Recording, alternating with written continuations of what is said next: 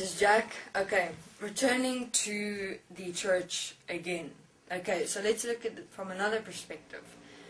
So, we have the manifestation of the church, okay?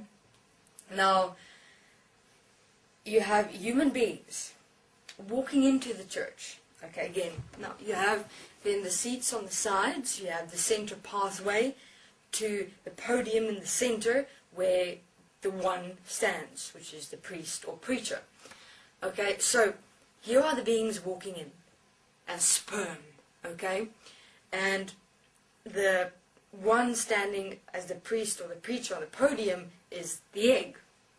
Okay, so now the human beings, it's the human race, this competition to the one as the egg on the podium to because that's, you know, taking sperm into consideration and how a baby is being born, for instance. So the sperm race, the human race to the egg. To get to the egg, we must get to the egg. We must get to unify ourselves with God. We must birth ourselves with God to become the Son of God, the child of God. And so the human race is the sperm race to the egg, as the priest, as the preacher, which signifies the unification of the sperm with God as birthing themselves as a child of God. Okay, so now the path is the utopian path to the utopian experience, where the sperm as the human race, which race to the egg, will unify themselves with God to become the child of God. Now, of course, why is it the human race? Why do the sperms race? Because not all of the sperm will get to the egg at the same time. So, each and every single one of them run. They race. I have to show God. I have to show God my commitment and my relationship with God, and that I'm here to unify myself with God and my relationship with God.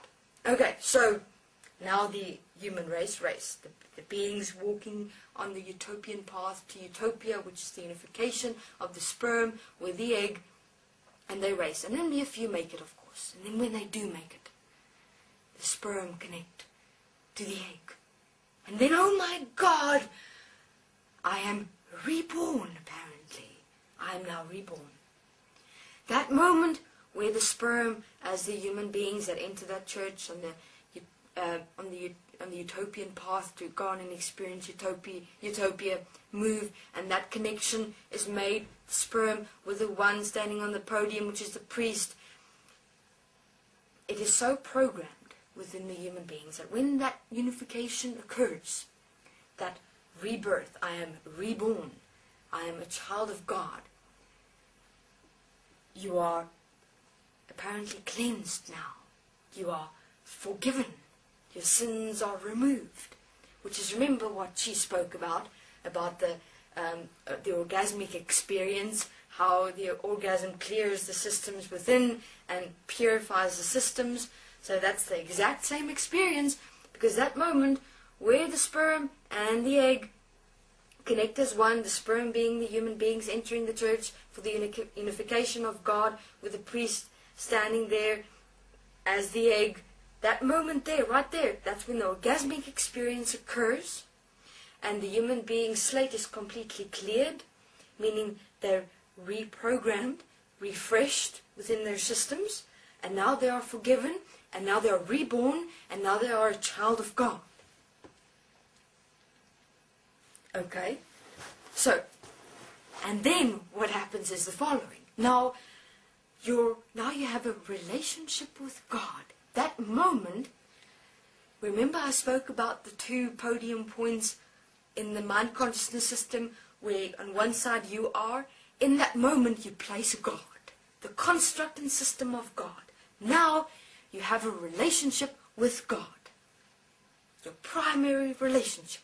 There's the picture of God, or the picture being your definition and value and worth and experience of yourself, with the idea of God placed there. And now you keep on cleansing yourself and rejuvenating your systems by going to church, praying, reading the Bible, worshipping, singing, being the orgasmic experience where you purify yourself every time with your relationship you have with God in your mind. So, there is the relationship development with God.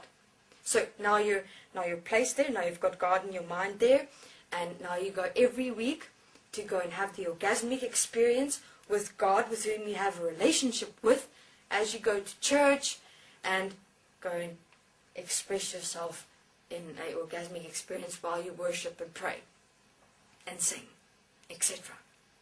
Fascinating. So, let's go over it one more time. Okay, so you have the manifestation of the church. Okay, you have the aisle, which is the utopian path to utopia, which is the egg as the priest standing on the podium. Okay, now the sperm is the human beings as the human race, which are racing, because all the sperm, not all the sperm can get to the egg, so all the sperm has to get to the egg, and so you race for the unification of the sperm as the human race with the egg, which is standing as the unification of you with God. So the moment that unification occurs, and not all experiences, remember, not all, only some will, and then they're placed on the podium so that everyone else can go, oh my God, I want a relationship with God as you have, to also have such an orgasmic experience and be reborn, be rejuvenated. My systems have to be rejuvenated. So that's why also human beings won't have to have relationships, because why? They then have a relationship with God. And then sex is also not required, of course, not the physical manifestation experience of sex, because why? I have my orgasmic experience with God. I have sex with my relationship with God in my orgasmic experience through prayer and worship and singing. That is my orgasmic experience. That is my sexual experience. Because now I am rejuvenated from that perspective. I don't need sex. I don't need a physical relationship with another being. My relationship is with God. That's where my orgasmic experience and rejuvenation of my systems exist. The exact same manifestation, human beings, exactly the same. So, okay, so that's fascinating, interesting to maybe have a look at. That everything is about relationships, and relationships have many different pictures and faces, and it's about the orgasmic experience and the rejuvenation of the systems within human beings to rebirth themselves. Thank you very much. This is Jack.